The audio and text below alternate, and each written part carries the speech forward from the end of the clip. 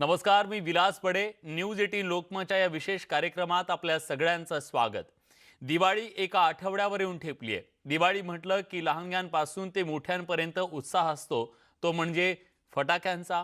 या फटाक्यांमध्ये नवीन नवीन अनेक प्रकार मार्केटमध्ये आले, पण त्याच सोबत या फटाक्यांमुळे प्रदूषणाचं प्रमाण सुद्धा प्रचंड वाढलंय. यंदा राज्यावर कोरोनाचं संकट आहे, त्यामुळे अशा परिस्थितीत फटाक्यांचा वापर झाला तर आरोग्याला अधिक धोका निर्माण होऊ शकतो. त्यामुळे पर्यावरण प्रेमींसह राजकीय नेते सुद्धा यंदा फटाक्याशिवाय दिवाळीचा आग्रह धरतायत. राष्ट्रवादीचे नेते अंकुश काकडे यांनी तसं पत्र राज्य सरकारला लिहिलंय. कोरोना हा फुफ्फुसाशी संबंधित आजार असल्यानं दिवाळी फटाके उडवण्यावर बंदी घालावी अशी मागणी त्यांनी केलेली आहे. तर महापौरांनी या वादावर लवकरच मध्यमार्गी तोडगा काढू असं काहीसं सावध भूमिका घेतली आहे. पण या वादामुळे सीझनल फटाके स्टॉलधारकांचे धाबे दणाणलेत. दिवाळीत खरंच फटाक्यांवर बंदी आली तर या कोट्यवधीच्या मालाचं नेमकं करायचं काय, हा प्रश्न ते विचारू लागलेत. एकट्या पुण्यात दर दिवाळीला सीझनल फटाके विक्रीतून अंदाजे 25 कोटींची आर्थिक उलाढाल होते. पाहूया या सगळ्यांची नेमकी मतं काय आहेत.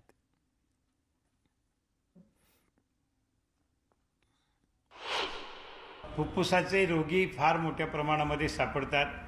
फटाक्यांचा धूर असेल, शोभेच्या दारूचा धूर असेल, तो छातीमध्ये गेल्यानंतर फुफ्फुसाला त्रास होतो. आणि कोरोनामध्ये फुफ्फुसं ही अतिशय महत्त्वाची आहेत. फुफ्फुसामध्ये जर का धूर गेला आणि तो जर का न्युमोनिया वगैरेवरती गेला तर कोरोना लगेच त्याच्यामध्ये आपल्याला येऊ शकतो आणि मग ती फार मोठी हानी होण्याची शक्यता नाकारता येत नाही.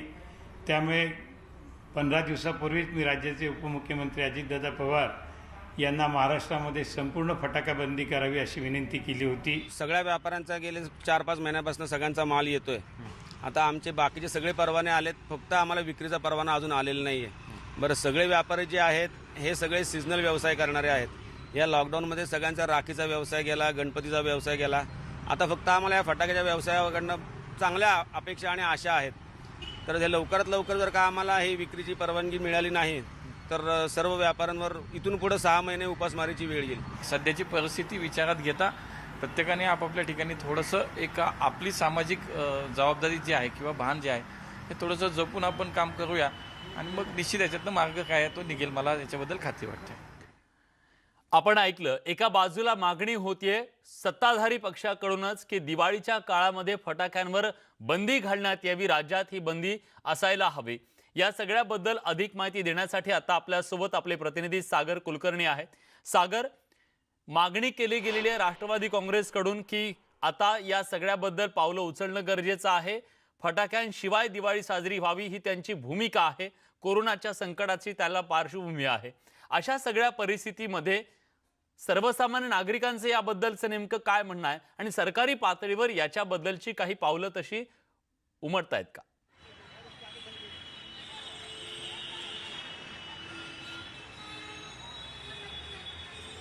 विलास, मुळात दिवाळी अवघ्या 7 दिवसावर आलेली आहे. तत्पूर्वी अशा स्वरूपाचं भाष्य करण्यात आलेलं आहे.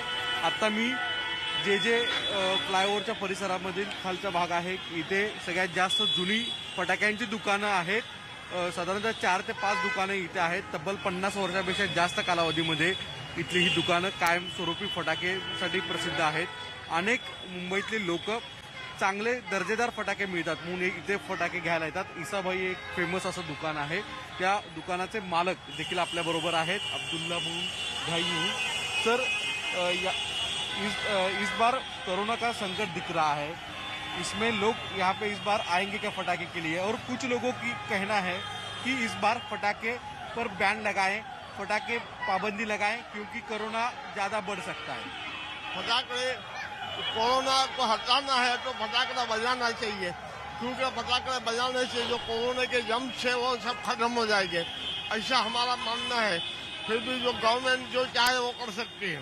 अच्छा, आपको लगता है कि पाबंदी लगाने के बाद उसका कोई पॉजिटिव असर होगा, कोरोना कम होगा या आपके व्यवसाय पर कोई असर होगा? पाबंदी लगाने से कोरोना कम होने वाला नहीं है. कोरोना एक बीमारी है जो पब्लिक के माइंड पे है, मगर आज पब्लिक को अपनी खुद की सेफ्टी देखे तो कोरोना का कोई इफेक्ट होता नहीं है। आज हमारे वहाँ भी और हमारे मुंबई रोड पे भी इतनी ट्रैफिक है, कैसा मालूम नहीं पड़ता है कि कोरोना है। अच्छा, आपका यहाँ पे दुकान पिछले 50 साल से भी पुराना दुकान है। My form is from 1938।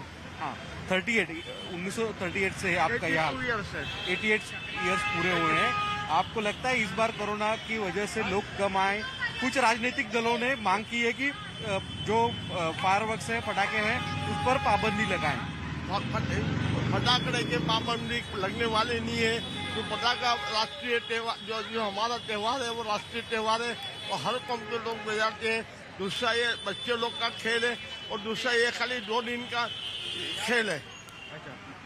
Vilas, इथे सुद्धा जे आहेत, मागे आपण पाहताय की इथे थोडी गर्दी सुद्धा आहे। अनेक जण इथे सागर, काही खरेदी करायला ग्राहकांशी देखील बोलू येत आहेत। शकाल का आपण तुम्ही? काही लोकांशी ग्राहकांशी देखील बोला, बोलण्याचा त्यांचं प्रयत्न काय करूया। नेमकं म्हणणं आहे याच्याबद्दल तुम्ही जरा जाणून घ्या.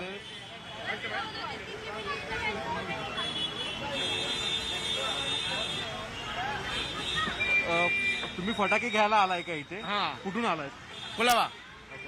मला एक विचारायचं आहे की यावेळेस फटाक्यांवर बंदी आणा असं काही राजकीय नेत्यांचं मत आहे, ते कितपत योग्य आहे? करोनाचं संकट आहे, जर फटाके जास्त वाढवले तर प्रदूषण वाढेल आणि लंग्सला प्रॉब्लेम होईल असं काही जणांचं मत आहे. प्रदूषण तर मग गाड्यांचं पण होत आहे ना. तसं बघितलं तर गाड्यांचं पण प्रदूषण आहेच आहे ना. हा, मग हे तर काय चालतं, हे काय 4 दिवसासाठीच आहे ना. गाड्या तर आपण वर्षभर यूज करतो गाड्या. जास्त करून गाड्यांचं प्रदूषण जास्त आहे ना. फटाके सुरू असले पाहिजेत असं तुमचं मत आहे? हा, बारक्या मुलांसाठी सध्या थोडेफार त्यांच्यासाठी मजा म्हणून योग्य आहे. मग मागील वर्षी जितके फटाके घेतले तितकेच यंदा फटाके घेणार आहे? नाही त्याच्या 50%, मागच्या वर्षीपेक्षा 50%. का कमी? का कमी? मग आता मंदीमुळे. हा, हे काही प्रतिक्रिया आहेत. वास्तविकतेत इथे काही दुकानदारांशी, ग्राहकांशी मी बोललो, त्यावेळेस त्यांचं मत होतं की जे ग्राहक येत आहेत ते नेहमीच्या तुलनेने खरेदी कमी करतायत विलास, हा. पण लोक येत आहेत, खरेदी करतायत.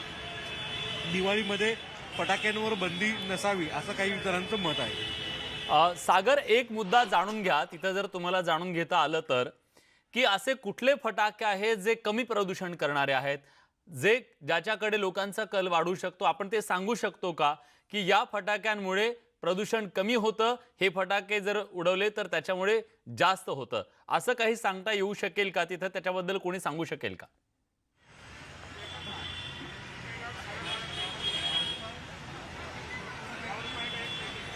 विलास, मी तुला इथे दाखवू शकतो.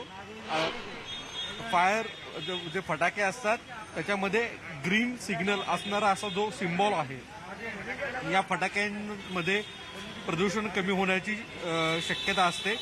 केंद्र सरकारच्या गाईडलाईननी प्रदूषण कमी होण्याचे कंटेंट जे आहेत ते या फटाक्यांमध्ये आहेत आणि अशा फटाक्यांवर असं ग्रीन स्वरूपाचं सिग्नल, हिरव्या रंगाचं हे चिन्ह असतं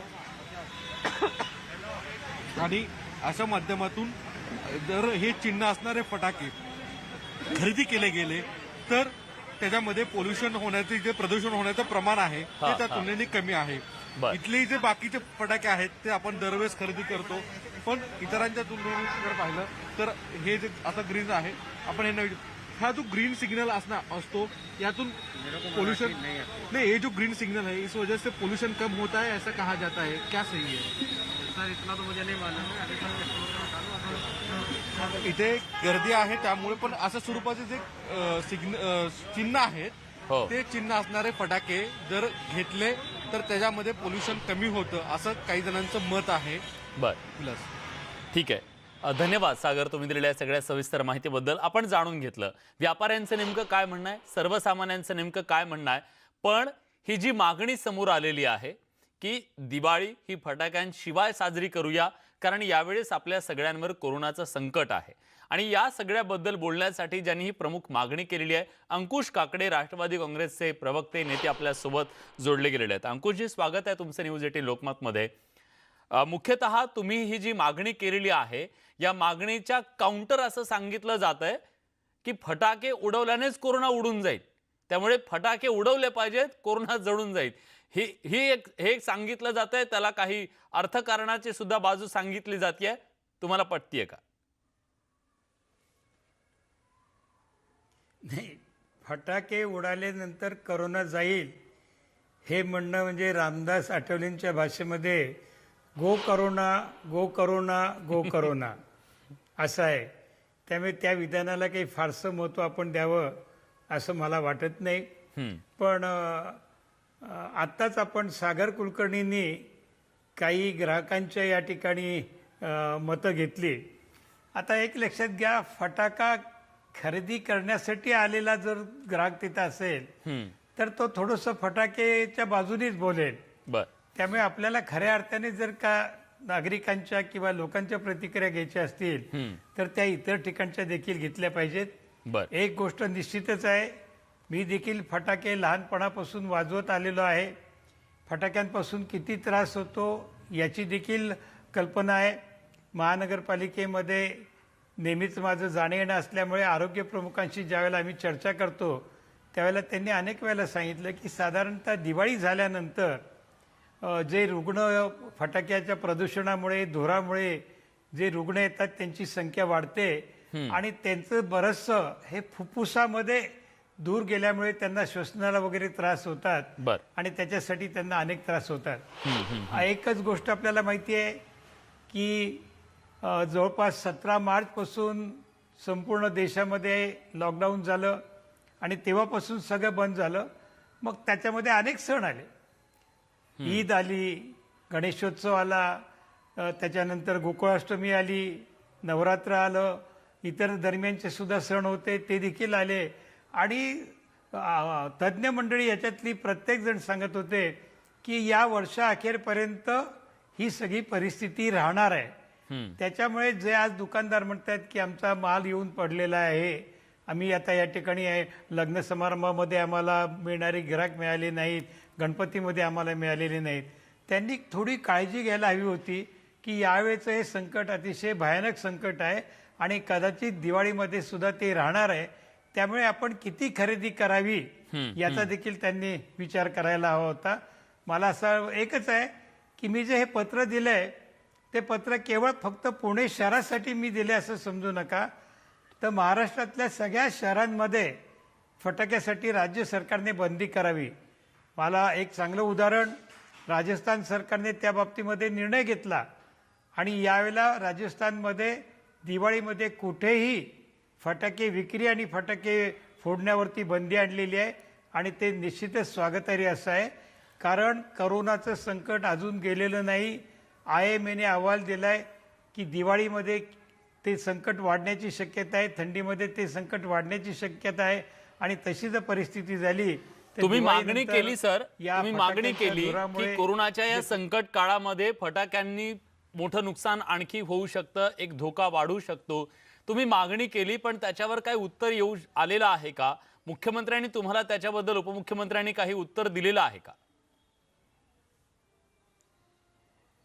नाही, काय झालं की जे मी पत्र दिलं आणि मग उपमुख्यमंत्री आपल्याला माहितीच आहे की ते करोनाबाधित झाल्यामुळे काही दिवस ते ब्रिज कँडी हॉस्पिटलमध्ये होते आणि आता देखील क्वारंटाईन झालेले आहेत. त्यामुळे प्रत्यक्ष माझं त्यांच्याशी काही बोलणं झालेलं नाही. पण महापौरांशी आम्ही बोललो की बाबा आपण याच्या बाबतीमध्ये पुढाकार घेतला पाहिजे काही सामाजिक संस्थांशी.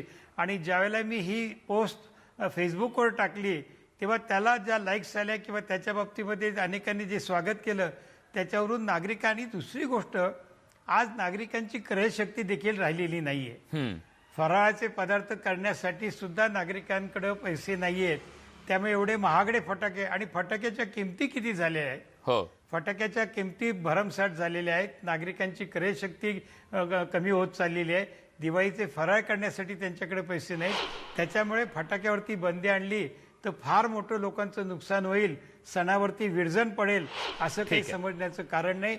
आपण गेल्या 6 महिन्यामध्ये सगळे सण घरामध्ये बसून केलेत.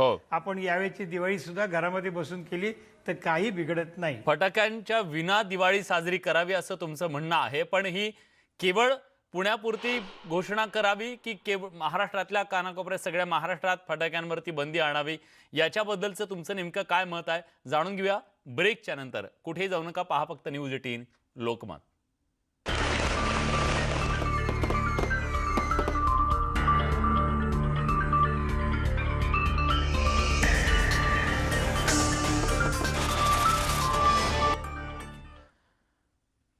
ब्रेकनंतर तुमचं पुन्हा एकदा स्वागत. न्यूज 18 लोकमतवर आपण विशेष कार्यक्रम पाहतोय. फटाक्यांशिवाय दिवाळी खरं शक्य आहे का आणि ती केली जावी अशी मागणी आता जोर धरू लागलेली आहे.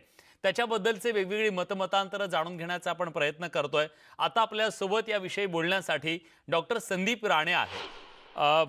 संदीप राणेजी, आता जी मागणी समोर आलेली आहे की फटाके दिवाळीमध्ये फोडायला नकोत, कारण आता कोरोनाचं सगळं संकट आहे, त्यामुळे धोका अधिक वाढू शकतो. मुळात फटाक्यांमधून असे कुठले विषारी द्रव्य निघतात, ते शरीराला किती हानिकारक असतात, त्याच्याबद्दल काय सांगाल? ऍक्च्युली तुम्हाला सांगणं म्हणजे काय की मला स्वतःला 2 महिन्यापूर्वी कोरोना झाला होता बर. आणि मी हॉस्पिटलमध्ये ICU मध्ये पण ऍडमिट होतो. हम्म. जवळजवळ 3 आठवडे व्हेंटिलेटरवर होतो. अरे बापरे. हा. तर कोरोना हे भयानक आजार आहे आणि कसं अवॉइड करता येईल हे फार महत्वाचं आहे. आणि विशेष म्हणजे दिवाळीच्या वेळेस ज्यावेळेस फटाके फुटतील त्यावेळेस कोरोनाचं प्रमाण जास्ती होणार आहे. आता दिल्लीमध्ये बघात ना तुम्ही, विंटर पोल्युशनमुळे ऑलमोस्ट 3 पट झालंय. आणि जोपर्यंत होत नाही तोपर्यंत तुम्हाला समजत नाही की ही केवढे मोठे आजारपण आहे. आणि जे फटाके फुटतील त्याच्यामुळे carbon monoxide, sulphur dioxide, hydrogen sulphide हे वेगवेगळे प्रकारचे पॉइझनस गॅसेस निघतात. आणि त्याच्यामुळे ज्यांना अस्थमा असतो किंवा COPD असते त्यांना कोरोना व्हायचे चान्सेस जास्ती असतात. बरं. आणि इनफॅक्ट दिवाळीत जर फटाके जर फोडले तर कोरोनाचं प्रमाण दुप्पट किंवा त्रिप्पट व्हायची शक्यता आहे. बर. पण मग हे टाळण्यासाठी नेमकं काय करायला हवं? आय थिंक दिवाळी या वर्षी तरी आपण फक्त दिवे लावून करायचे. दिवे म्हणजे इलेक्ट्रिकल दिवे, ज्याच्यामुळे काही एअर पोल्युशन काही नाही होणार, आवाज नाही होणार आणि ज्या लोकांना शक्यता आहे कोरोना व्हायची त्यांची शक्यता कमी होईल. आपण आपल्या स्वतःसाठी विचार नाही करायचा, पण आपण इतरांसाठी देखील विचार करणं फार गरजेचं आहे. बर.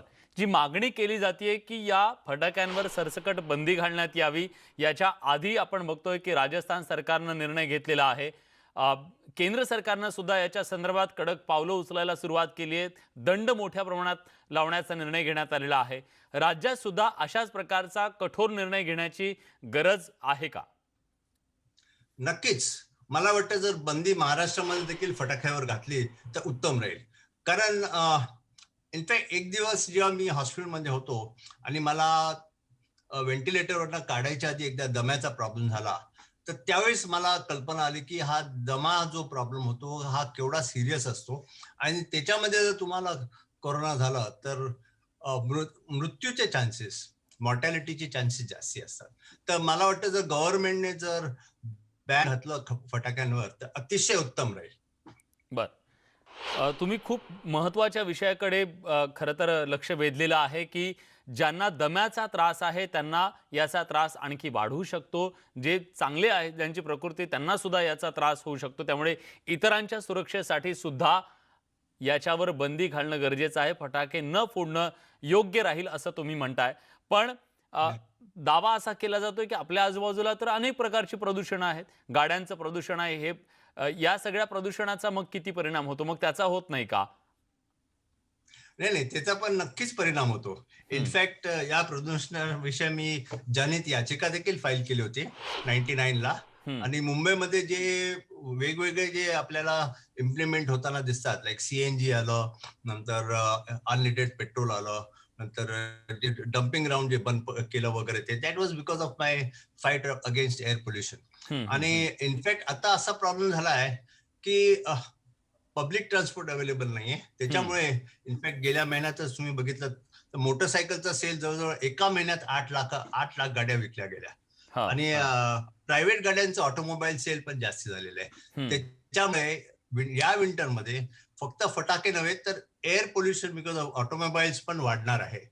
तर आपल्याकडे भरपूर प्रॉब्लेम्स आहेत. एअर पोल्युशन राहणार, फटाक्यांचा प्रॉब्लेम राहणार आणि विंटर. तर या सगळ्या प्रॉब्लेममुळे कोरोना व्हायची शक्यता नक्कीच जास्ती होणार आहे. दुप्पट किंवा तिप्पट तर नक्की व्हायची शक्यता आहे. सर, एका बाजूला आजच बातमी आली, खरं तर या कार्यक्रमाच्या सुरुवातीलाच आपण ती हेडलाईन सुद्धा दाखवली की दिल्लीमध्ये खूप मोठ्या प्रमाणात प्रदूषणात वाढ झालेली आहे. मग ही वाढ नेमकी कशामुळे झालेली असेल? कारण आता अजून तर फटाके फोडायला कोणी सुरुवात केलेली नाहीये. मग या प्रदूषणाचं कारण काय असावं? दिल्लीमध्ये या प्रदूषणाचा प्रॉब्लेम तर या वर्षाचा नाहीये, ते अनेक वर्षापासून आहे. आणि काय आहे की दिल्ली लँडलॉक्ड आहे, त्याच्यामुळे एअर सर्क्युलेशन तेवढं नाही. तरी मुंबईमध्ये आपल्याला सी वॉटर जे तिकडनं जे हवा येते त्याच्यामुळे थोडं प्रदूषण कमी आहे. पण दिल्लीमध्ये तसं एअर सर्क्युलेशनची शक्यता कमी असते लँडलॉकमुळे. आणि विशेष म्हणजे काय आहे माहितीये की हरियाणा, पंजाब त्या नॉर्दर्न एरियाजमध्ये यावेळेस त्या ते भाताचं जे पीक जे असतं ते जाळतात. आणि त्या जाळल्यामुळे जो धूर होतो तो सगळा दिल्लीमध्ये येतो आणि त्याच्यामुळे दिल्लीचं प्रदूषण या विंटर मंथ्स मध्ये गेले कैक वर्ष जास्ती आहे, म्हणजे सिव्हिअर लेवलमध्ये जातं. आणि त्याच्यासाठी in fact government should act very fast.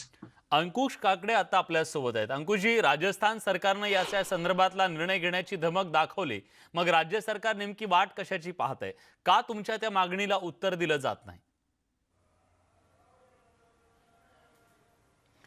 Vilas, सर्वप्रथम आपण डॉक्टर संदीप राणेंचं अभिनंदन करूया. 3 आठवडे व्हेंटिलेटरवरती राहून देखील त्यांनी कोरोनावरती मात केली आहे. डॉक्टर साहेब, तुमचं मनापासून अभिनंदन. आज तुम्ही आमच्यामध्ये आहात याचा आम्हाला निश्चितच आनंद आहे. आणि आपण सांगितलेली मतं ही निश्चितच योग्य अशी मतं आहेत. विलास, एकच आहे की आपण पाहतो की राज्य सरकारमध्ये इतर गोष्टीच्या सुद्धा हे आहेत. आता राजस्थानने तो निर्णय घेतलाय. कदाचित आजची प्रदूषणाची दिल्लीमधली पातळी पाहिल्यानंतर कदाचित दिल्ली सरकार देखील फटाक्याच्या बाबतीमध्ये अशा प्रकारचा निर्णय करतील. आणि मला आशा आहे की महाराष्ट्र सरकार देखील या संदर्भामध्ये सकारात्मक भूमिका घेईल. आणि निश्चितच किमान मोठ्या मोठ्या शहरांमध्ये तरी, म्हणजे मुंबई असेल, पण अर्थात संपूर्ण महाराष्ट्रामध्ये करावं अशी मागणी आहे.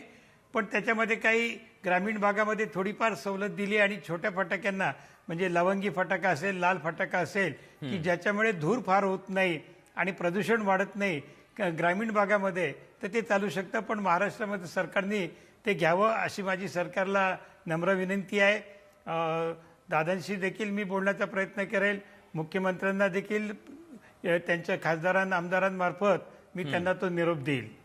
राज्याचे पर्यावरण मंत्री आदित्य ठाकरे हे बऱ्याच अशा विषयांमध्ये आपण बघितलं की पर्यावरणाच्या संदर्भात खूप आग्रही असतात. मग तो आरे कारशेडचा मुद्दा असो किंवा इतर सगळे मुद्दे असो, या संदर्भात तुम्ही त्यांच्याशी बोलणार आहात का? त्यांच्या कानावर हा विषय घालणार आहात का?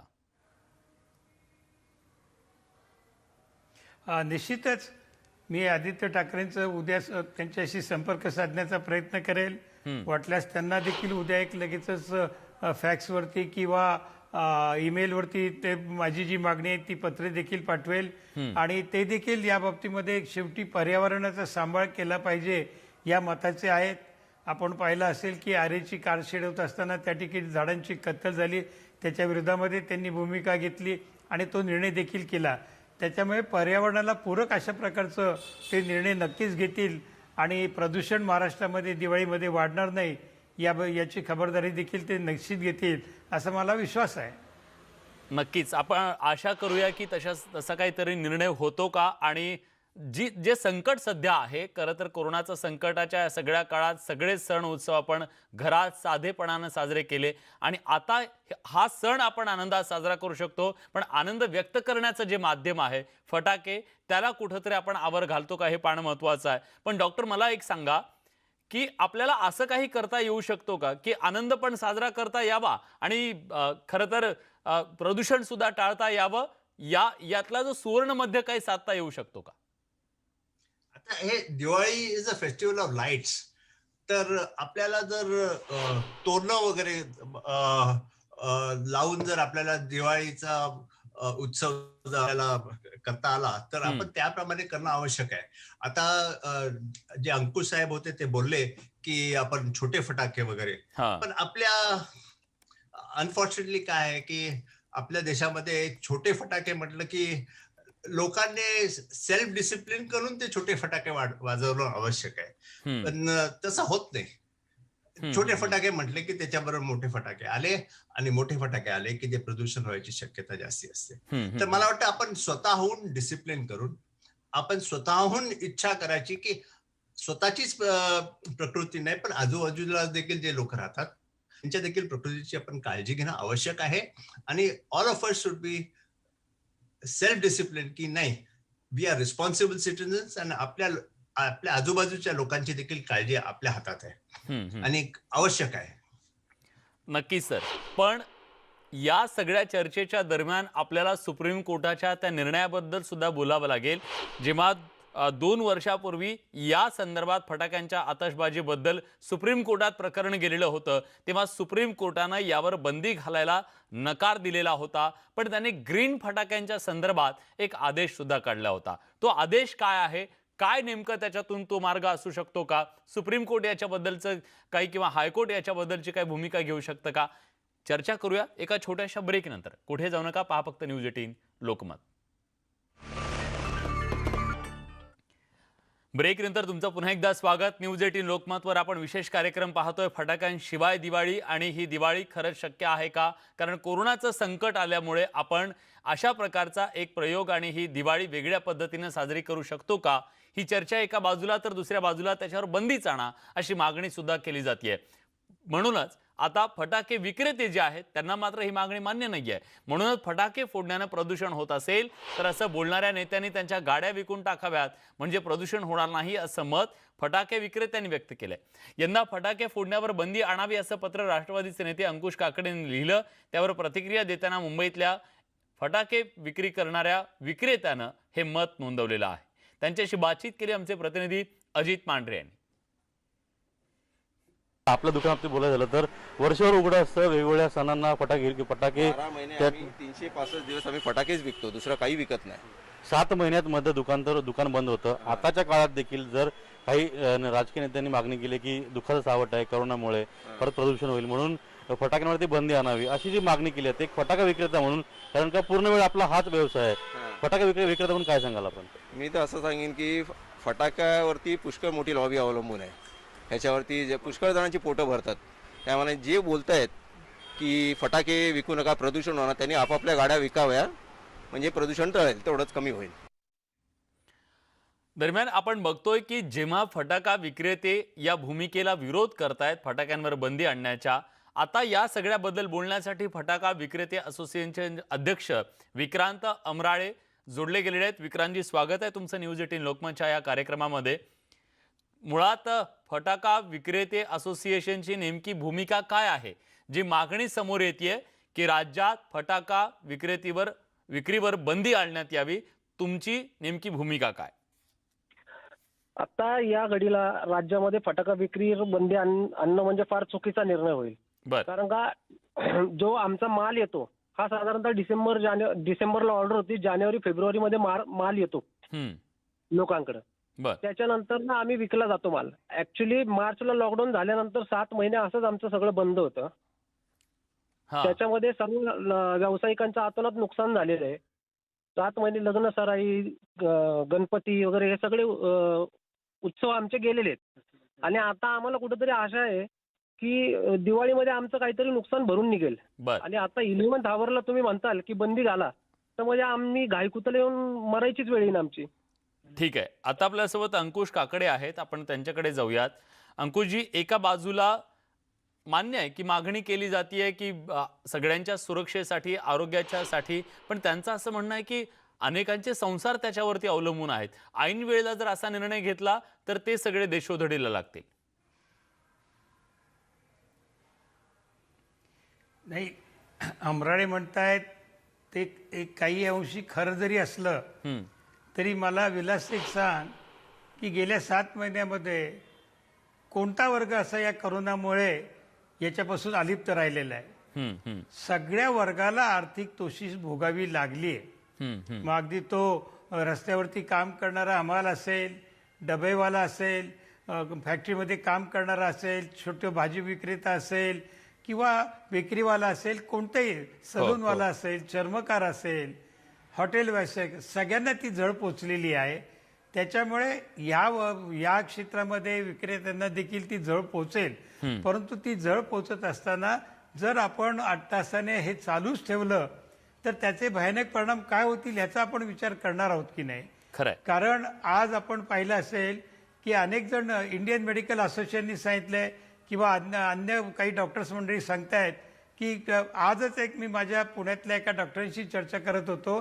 ते म्हणले की आपण दुसऱ्या स्टेजच्या टप्प्यावरती आलोय आणि केव्हा तो टप्पा आपला सुरू होईल सांगता येत नाही. मग अशा परिस्थितीमध्ये शेवटी आपला जीव धोक्यात घालून आपण जर फटाके फोडण्याचा आग्रह धरत असू तर मला वाटतं ते चुकीचं ठरेल. मी विक्रेत्यांच्याशी सहमत आहे की त्यांचे अर्थ, पण एक आहे की फटाक्यांच्या बाबतीमध्ये अनेक वेळेला दिवाळी झाल्यानंतर जे फटाके शिल्लक राहतात ते गोडाऊनमध्ये ठेवले जातात आणि दुसऱ्या वर्षी वापरले जातात. ही प्रक्रिया आहे. त्यामुळे यावेळेला कदाचित तुम्हाला, म्हणून माझं राज्य सरकारला विनंती राहील की जो काही निर्णय करायचा आहे तो आपण तातडीने करावा. तातडीने करणं गरजेचं आहे जेणेकरून त्यांचं नुकसान कमी होईल. गोष्ट असेल ती हो मी विक्रांतजींना विचारतो. विक्रांतजी, सध्याच्या परिस्थितीचं भान बाळगायला हवं असं म्हटलं जात आहे. जर फटाके विकल्यामुळे, उडवल्यामुळे सर्वसामान्यांच्या आरोग्याचा गंभीर प्रश्न निर्माण होत असेल तर त्याच्याकडे दुर्लक्ष करून कसं चालेल, त्याचाही विचार करायला हवा ना. 100% तुम्ही बोलताय. आमचं त्याबद्दल म्हणणं नाही. आमचं म्हणणं काय आहे की अंकुशजी मगाशी म्हटले की काकडे साहेब म्हटले मगाशी की गोडाऊन मध्ये माल जातो आणि पुढच्या वर्षी परत येतो. तर ऍक्च्युली 20%च माल आमचा पुढच्या वर्षी वापरता येतो, बाकीचा माल खराब होऊन जातो. पहिली गोष्ट, तो माल आम्हाला परत रिसायकल करता येत नाही किंवा तो विकताही येत नाही, कारण का त्याने ऍक्सिडेंट होऊ शकतात. त्यामुळे तो परत विकताही येत नाही आम्हाला. दुसरी गोष्ट की आमच्या ह्याच्यावर भरपूर मोठी इंडस्ट्री अवलंबून आहे, म्हणजे भरपूर लोक हे करतात. आम्ही आता महापालिकांना पैसे भरून लिलावात स्टॉल घेतलेत, महसूल दिलाय, जीएसटी भरलाय, सगळं आम्ही केलंय. आणि सगळं केल्यानंतर ना असं म्हणायचं की बंदी घातली पाहिजे. बरं, आम्ही किंवा कोणी, कुठलाही नागरिक कोणाला आग्रह करत नाही कुठल्याच गोष्टीचा. ज्या नागरिकांना फटाके उडवायचे ते उडवणारच आहेत, ज्या नागरिकांना फटाके नाही उडवायचे ते नाही उडवणार. म्हणजे आम्ही आता सगळं केल्यानंतर ना बंदी घालणं हे मला जरा ऐन वेळेला निर्णय घेताय, त्याच्यामुळे तुमचा आक्षेप आहे त्याच्याबद्दल, कारण तुम्ही पैसे त्याच्यात गुंतवलेत आणि त्यामुळे आमचं मोठं नुकसान होईल असं तुमचं म्हणणं आहे. सागर कुलकर्णी आता आपल्या सोबत आहेत. सागर, सर्वसामान्यांचा कसा प्रतिसाद मिळतोय या फटाके विक्रीला? कोरोनाच्या संकट काळाच्या बद्दलचं भान बाळगलं जातंय का? जी भीती व्यक्त केली जाते, तो धोका आहे, तो सर्वसामान्य नागरिक जो खरेदीदार आहे तो ओळखतोय का?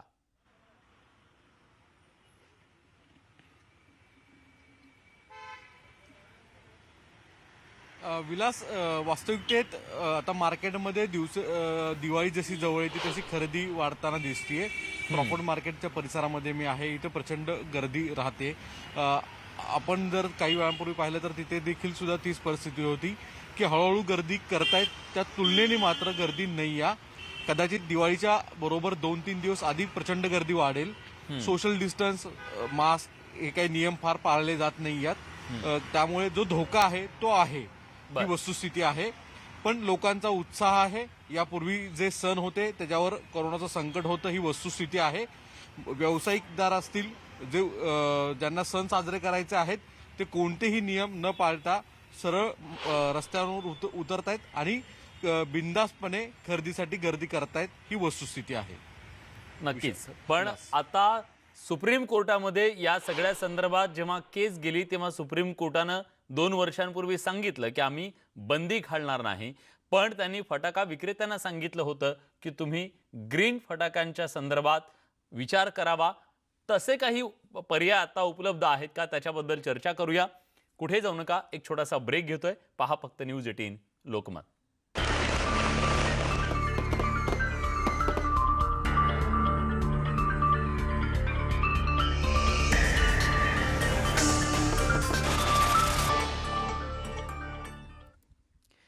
ब्रेक नंतर तुमचं पुन्हा एकदा स्वागत. न्यूज 18 लोकमतवर आपण चर्चा करतोय की दिवाळीमध्ये फटाक्यांशिवाय ही दिवाळी साजरी करणं शक्य आहे का, आणि तशी केली जावी अशी एका बाजूला आग्रही मागणी सुद्धा आहे. आणि मग तसं होत नसेल तर बंदी सुद्धा आणली जावी अशी मागणी सुद्धा होतीये. या सगळ्या अनुषंगाने आपण चर्चा करतोय. डॉक्टर आता आपल्या सोबत आहेत.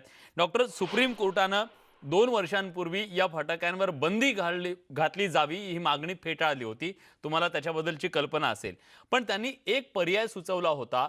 केंद्र सरकारला त्यांनी असं सांगितलं होतं की तुम्ही ग्रीन फटाक्यांच्या संदर्भात एक पुढाकार घ्या आणि प्रदूषण कमी करणारे फटाके आपल्याला मार्केटमध्ये आणता येतील का याच्याबद्दल विचार करा. निरीनं त्याच्या संदर्भातलं एक संशोधन सुद्धा केलेलं होतं आणि ते ग्रीन फटाके आणण्याचा प्रयत्न केलेला होता. त्याचं पुढे काय झालं?